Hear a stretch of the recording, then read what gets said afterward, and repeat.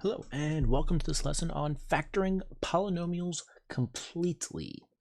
We're going to see another style of factoring. We've seen a bunch now, the special products and the sum and difference patterns, and we're going to see some more patterns here today, as well as our first polynomial that has 4 terms instead of 3 terms. So, how do I factor polynomials completely? See if you can find the mistakes in the problems below. So go ahead and pause the video and just take a quick look at them and see if you can find the mistakes.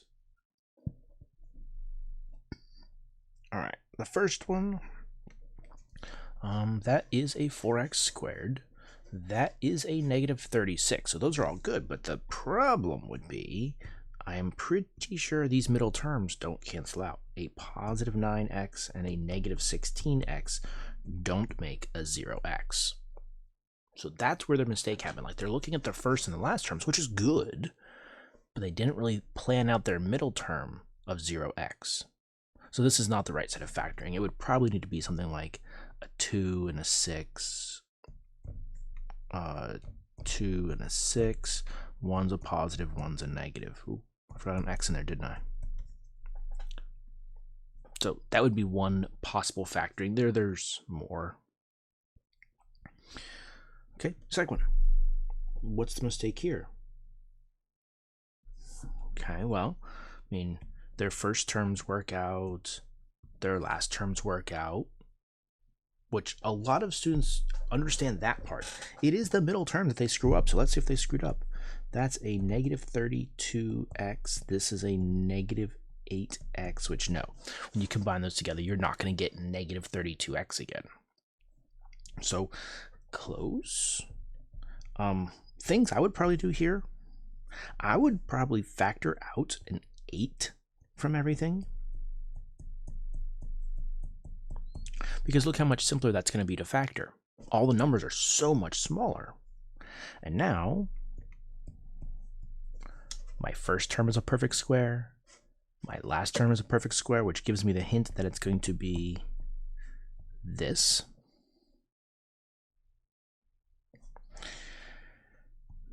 (2x) and 2x. So to make a negative 4x in the middle, these would both need to be negatives. And that is what I would get if I factored. It's not the only way to factor that, but that's one way. All right, a couple little vocabulary. So one word is factoring by grouping. So factor a common monomial from a pair of terms, like we actually just did this. There, I factored a, oopsie, on my eraser. I factored a common monomial, one thing, out of a bunch of different terms. Then look for a common binomial factor. We didn't do that yet. And factoring completely means a factored polynomial if it is written as a product of unfactorable polynomials with integer coefficients. Meaning, it's almost like when you're simplifying a fraction, you keep simplifying and keep simplifying until you can't simplify anymore. Well, this is you keep factoring and keep factoring until you can't factor anymore. So we're going to build up to ugly. So this, although it looks really ugly, is not that bad yet. So think about this as two pieces. We have this piece here and this piece here. Those pieces have a common factor. It is 3x times by x plus 1, and there's a 4 times by x plus 1. These both have an x plus 1 as a factor that I can pull out. I can factor an x plus 1 out of both of those. And what's left behind? Well, there's the 3x from here, and there's the 4 from there. That's done. There's nothing else to that. It's done. So right now we're this problem kind of everything's already started to factor out for you. You just had to pull out this common factor. We're showing you how this works, where later on you'll be given an ugly problem and you've got to get to this step on your own and then continue to factor it, okay? So it seems a little weird right now. This is kind of an in-between step showing you the process.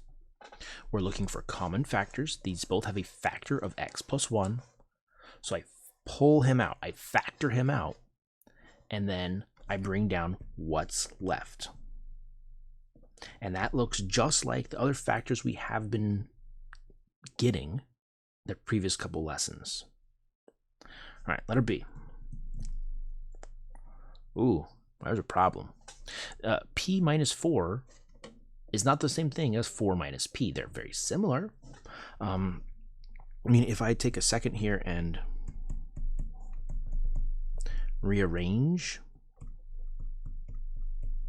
you see that they're not the same. P minus 4 and negative P plus 4 are not the same. But they're really darn close, and I can make them the same. If I would factor out a negative 1 from one of them,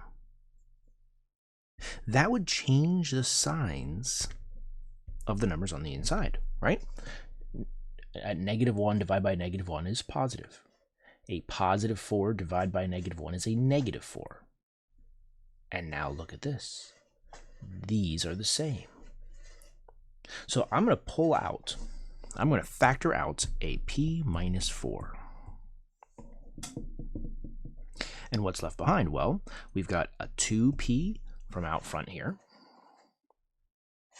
And 3 times negative 1, that's just negative 3, so minus 3. So I was able to make these similar looking factors actually be the same factor. P minus 4, P minus 4.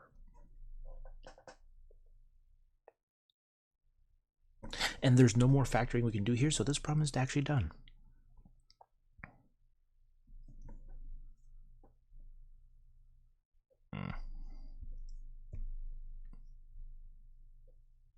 Okay.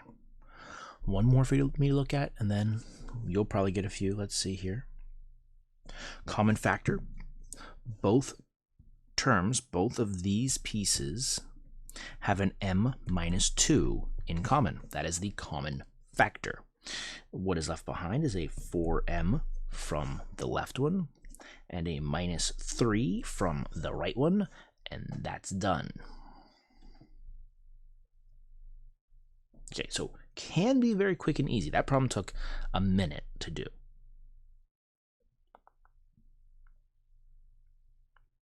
So here are 2 problems for you to try. Go ahead and take your time. Do them both right now. When you're ready to continue, hit play, and we'll go through them together.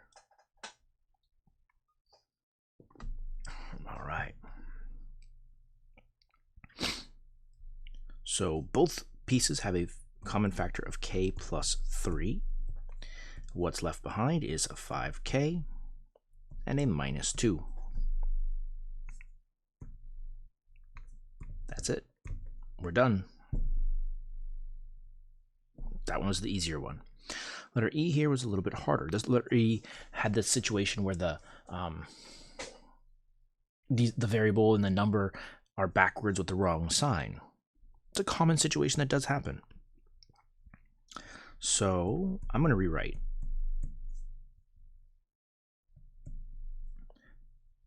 So if I make this put it in the right way first, and then realize, oh yeah, my signs are backwards. Positive m, negative m, minus 1, plus 1. All right, so if I pull out a negative 1, that would change the sign of those numbers. Negative 3 times negative 3, this will become a positive 3. But more importantly, these factors are now the same. So m minus 1 and m plus 3. Negative 3 times negative 1 is a positive 3. And there we have it. That one's done now too.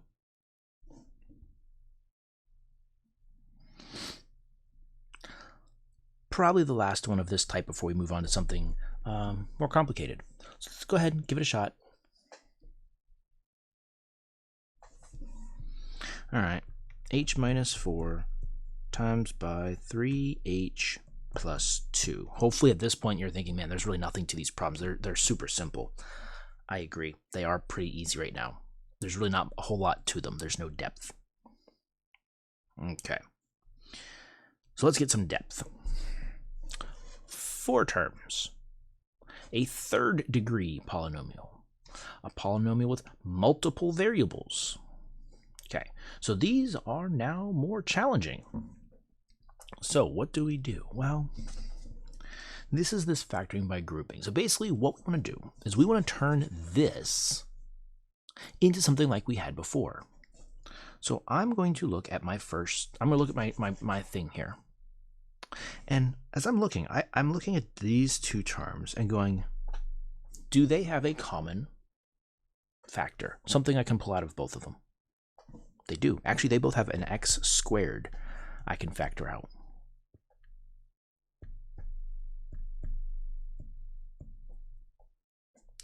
These two over here, do these have anything in common? They do. They're both multiples of 5. I can pull a 5 out.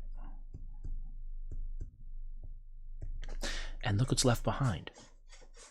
This is almost exactly like those previous problems we were doing, where we've got two kind of terms with the same common factor, an x plus 3 and an x plus 3. So we can factor out an x plus 3 and have an x squared plus 5 left behind. Now with normal factoring completely, you always see if you can factor more. Like, can this factor more? Could this become an x something something and my middle term cancels out? Can we do that?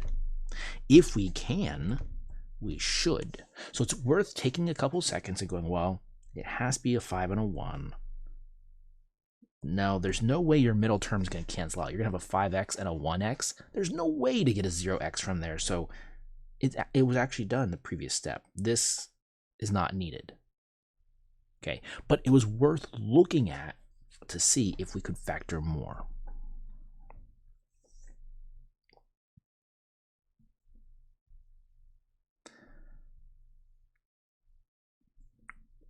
Not always is it going to be the first two and the last two. There are other ways you can factor this and still get the same thing. But a lot of times I like to try the first two first and the last two, because why not? It's easy, right? It's easier if it works this way. I mean, out of these first two terms, I'm seeing a y.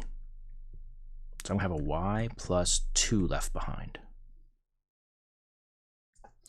Out of these second two terms, they both have a 3 and an x they can give up. So what's left behind? A y plus 2. And you know you're on the right track if these two factors are the same. If they're not the same, then you scrap it and you try another pair. Maybe you try like this y squared and this guy, and the 2y here and the 6x there. You're just going to try something different to see if you can find another set of factors. And it would probably work another way. So now this would become a y plus 2 and a y plus 3x. Now, I said this would probably work another way. I want to give it a shot. I want to show you what happens if I factor, like, I'm going to treat like these two together, and I'm going to treat those two together. Okay, just to see. So out of these two here, what do they have in common? Well, these both have a y in common. What would be left behind? Well, one of his y's is there, so there, that makes my y squared, plus a 3x. Here's a 3x. I took his y out. Okay, so these two had a y in common. These two, this 2y and the 6x, what do they have in common? They both have a 3. Nope, I lied. They both have a 2. These are both divisible by 2, but nothing else. So I would have a y plus 3x. And look at this, y plus 3x, y plus 3x. If I pull that piece out, y plus 3x, and left behind is y plus 2, we got the same thing here as we did here. Just our terms are reversed of each other. Okay, so it's not always going to be the first two, and a lot of times there's multiple ways of factoring it. So really do what's comfortable for you. In my mind, I'm always going to try the first two first and hope it works. If it doesn't work, well, then I'll switch to something like the first and the third one, or maybe it's the first one and the last one. All right. This is an example where the first two definitely don't work. These two right here have nothing in common. I cannot pull anything out. These two right here have nothing in common. I can't pull out an x or a y or a 5 or a multiple of 2 or nothing. So I can't just do the first two and the last two. So then I'm going to try something like these two and those two. You know what? I could have done the outsides and the insides as well. I think that might have worked because I see these two have a 5 in common. Those two have an x in common. It may have worked. But I picked these pairs. So from the blue pair, they both have a y in common, giving me x minus 5 behind. I pulled a y out. I pulled a y out. X minus 5. From the red pair, they both have a 6 in common. X minus 5. It worked. X minus 5, X minus 5. So here's the X. I put the X piece first, right? Because we like our variable first. And it would be nice if this here looked like that here. So I did my X piece first. And then negative 30 divided by 6 is negative 5. So now when we factor this, we got x minus 5 times by y plus 6. And now that's done.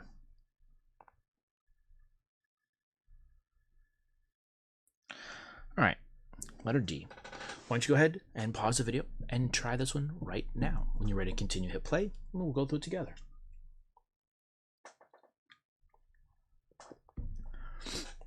All right, so let's see here. I'm going to try the first two and the last two. I can see there's stuff in common. I don't know if everything will work out, but out of the first two, I can pull out an x squared. And I would have an x plus 1. A lot of students struggle on this 1 right here. There has to be something here that when you would like to redistribute this, you would get an x squared back out. So x squared times x is x cubed. X squared times by 1 is x squared. So that is there. Okay, these two, they're both negatives. So I'm going to factor out a negative 6. And it worked. It worked. If I would have only factored out a positive 6, I would have had a negative x and a negative 1. Whoops. By factoring out a negative 6, now my this binomial, they have a common binomial factor, and I can factor that out more.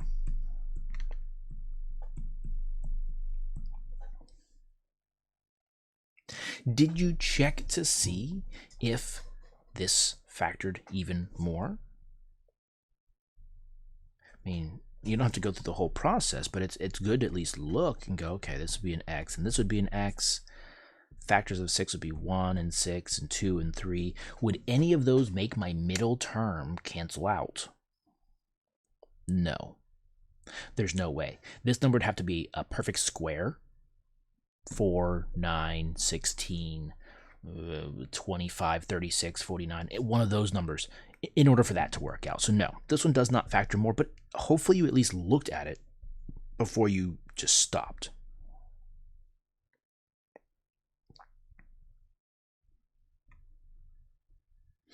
Okay, 2 more. Go ahead and pause the video and try them on your own right now.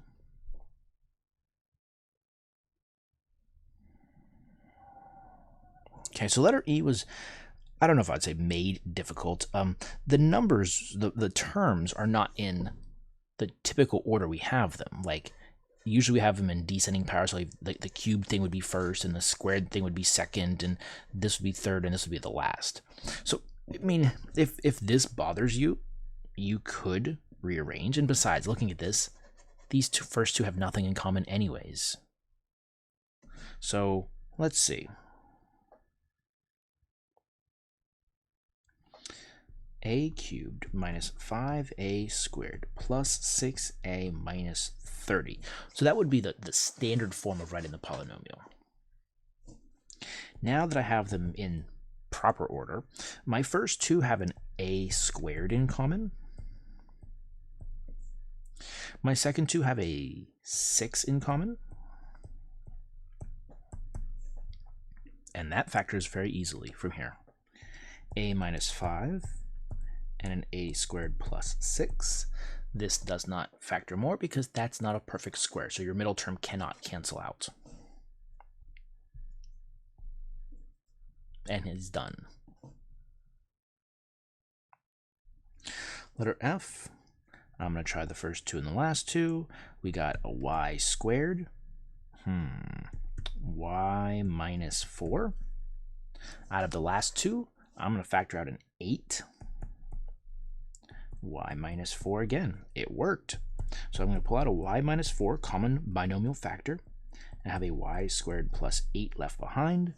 This does not factor more because these are not both perfect squares, so your middle term cannot cancel. He is done.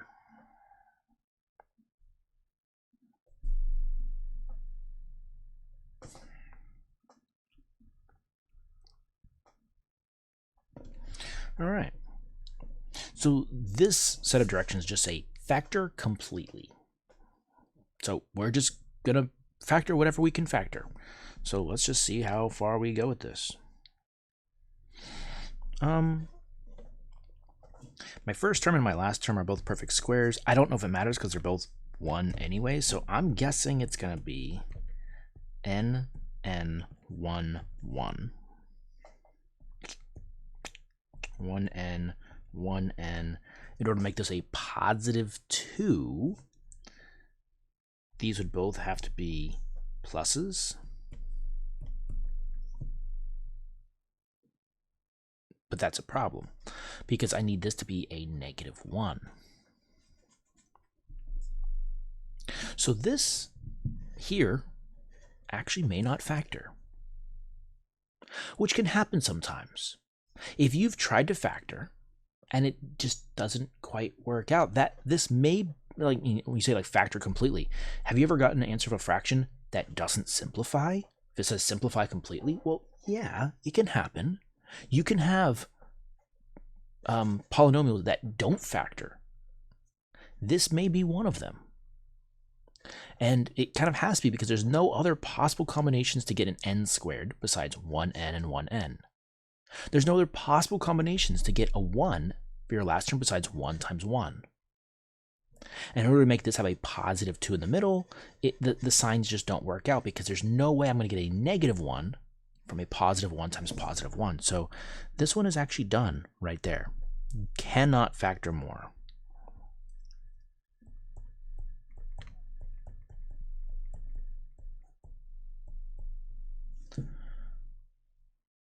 Okay, that can possibly happen.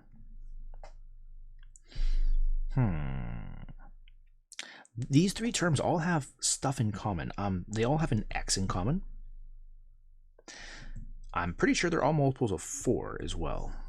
So if I pull out a 4x, I would have x squared minus 11x plus 24? I think it's 24. Let's see. 96 divided by 4. All right. Now, can the inside junk factor more? So like we factored out a common factor. Can this inside junk factor more?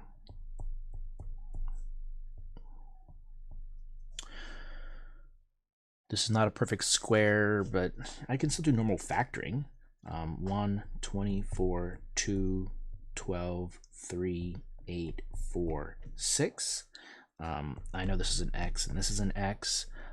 It's going to be this pair, the 3 and the 8, because the 3 and the 8 will make an 11. I don't have to worry about, there's no other numbers in front of the X's to worry about. So it's going to be that pair. I don't see another pair that it could be.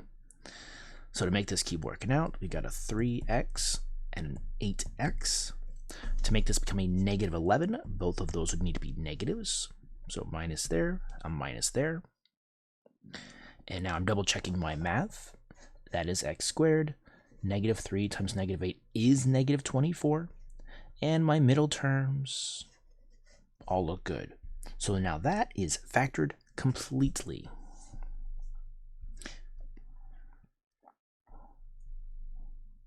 And eventually, as you probably can guess, we're going to do some of the zero product property. We're going to set that equal to 0 and solve. And this one would actually have 3 possible answers. You would have answers of 0, positive 3, and positive 8. But we're not quite ready for that yet. Could you go ahead and factor that guy as much as you can?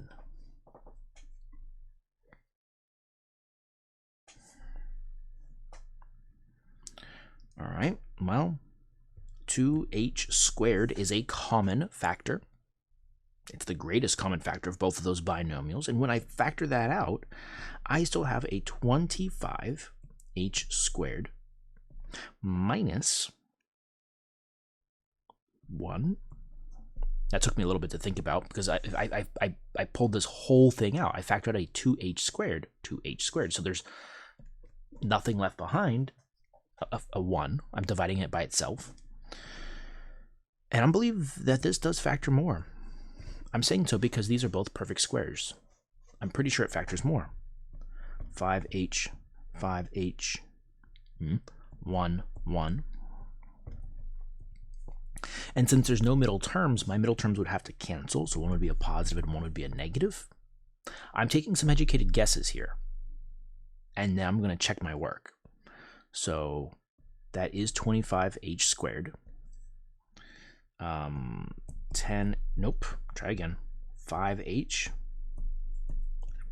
5h, that's negative, that's a positive, which cancel out, give me no middle term. I like all that. And then 1 times by negative 1 is negative 1. There we have it. So this is now factored completely. We cannot factor any more than that.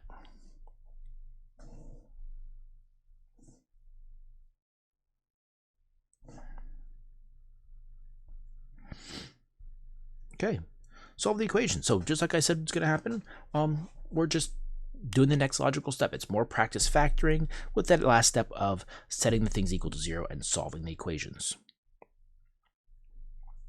So add 24x,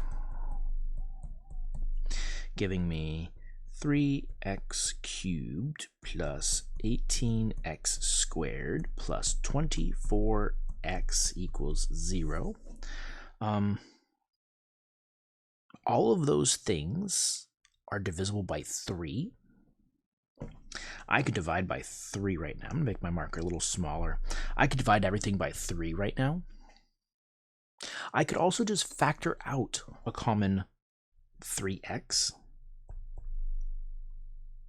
from everything, giving me x squared plus 6x plus 8 equals 0. I mean, I could still divide by this 3, and basically just this 1 3 would vanish. It's using a step now to save a step later on, so it's the same amount of work both places. So I'm just going to keep it for now. So 3x times by, let's see, what would that factor into? It's not a perfect squares, but I know it's just going to be an x and an x. And it's going to be 4 and 2.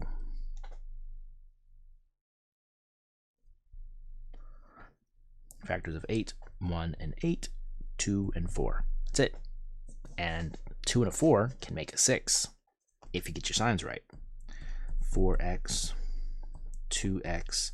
to get a positive 6, these both need to be positive, and when all that stuff works out, it actually does multiply back out to this. Positive 4 and positive 2 is positive 8. My middle terms work, my first terms work, everything works out. And now that we've factored completely, we solve. Either 3x equals 0, x plus 4 equals 0, or x plus 2 equals 0. X equals 0, x equals negative 4, x equals negative 2. That's just solving each of those little one-step equations. And so we have 3 answers. I knew there was going to be 3 answers because our original problem was an x cubed. To the 3rd power, 3 answers. When it's the 2nd power, 2 answers. When it's to the 1st power, 1 answer.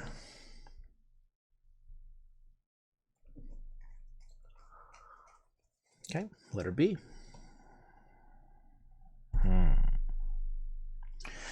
Well, I see 2 things that strike me as different here. First off, my terms are not in the right order. The s squared piece usually comes first. I'll fix him. But also, these guys both have a common factor of 3s. So check this out. I'm going to factor out a 3s and rearrange in one step. So I'm going to put him first and him last. So if I factor out a 3s from this, better. Maybe, we'll see. I would have a negative s, which I'm not liking that negative, which is why I was oohing a second ago. But we'll see. Maybe we'll get rid of him. We'll see. And then if I factor out a 3s from this, I have a plus 4. Actually, no. I don't really need to get rid of that negative right now. If this could factor more, if this was like an s squared and this would factor more, then I might worry about it. But for now, I mean, I can't factor this anymore. I can't factor this anymore. So it's just going to be either 3s equals 0 or negative s plus 4 equals 0. And we can solve both of those just like they are. I mean, divide by 3 on both sides, s equals 0. Subtract 4 on both sides, negative s equals negative 4. Divide by negative s on both sides, s equals positive 4.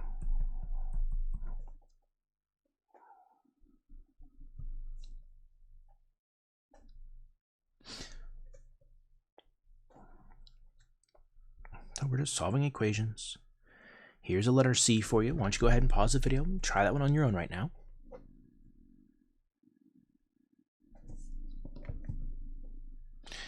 All right, let's see what you came up with. So hopefully you subtracted 8x on both sides.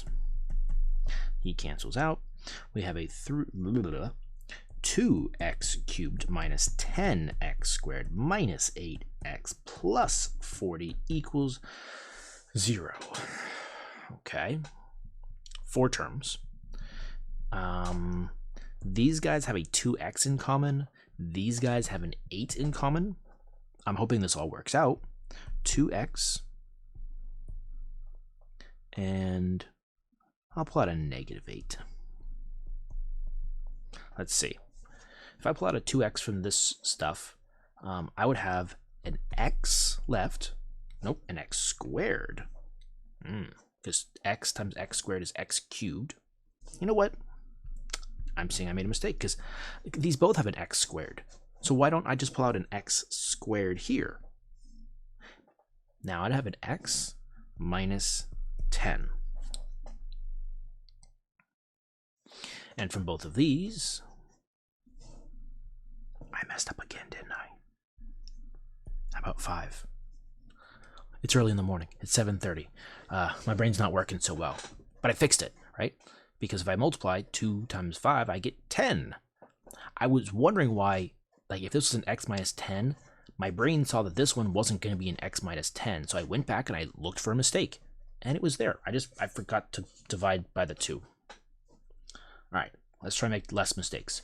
Here, if I factor out a negative 8 from both these pieces, I'm going to have an x left over in the first one, for the first piece here. And 40 divided by negative 8 should be -5.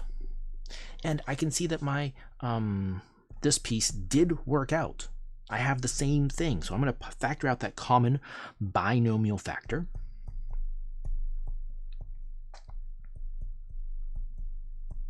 And I have that left behind. Just lining up my equal signs. But I don't think I'm done. I believe this could factor more. I think it can. But the only way to find out is to actually start doing it. So here's what I'm going to do. So here's my x minus 5. I'm kind of just focus on him. I'm not going to worry about the other junk for now. So I'm looking at this. These are both multiples of 2. I can factor a 2 out. I'm going to do that. We're probably going to divide him in a second, but for now. That gives me x squared minus 4. Which I'm pretty sure can factor because I mean, those are both perfect squares, 1 and 4. So that's probably going to be x and a 2, x and a 2. There's no middle term, so these would have to, one would be a plus and one would be a minus. Now, I'm taking guesses. I don't know. I'm taking a guess and then I check it. X times x is x squared. My middle terms would be a 2x and a negative 2x. That gives me it gives me 0x in the middle, which is what we want. There's no middle term here. Positive 2 times negative 2 is negative 4. Okay, so those all worked out.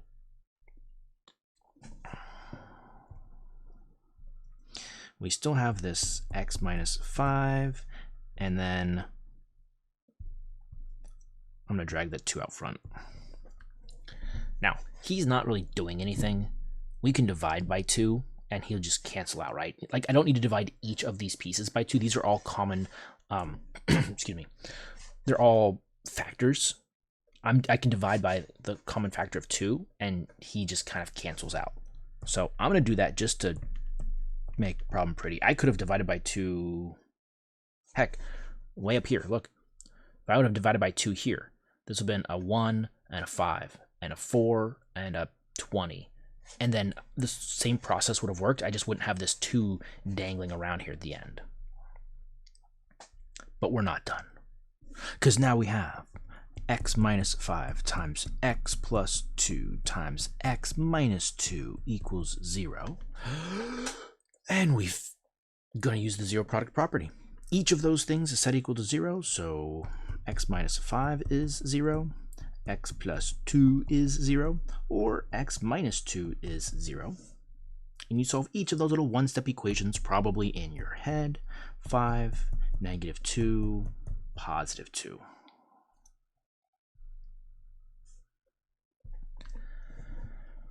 Whew. And that's factoring completely. So that was, a bunch of factoring. That was the most factoring I think we probably had done in a single problem ever. But it wasn't that bad. It's all the stuff that we've been doing. And we're done. Summary. So how does factoring completely help solve polynomial equations?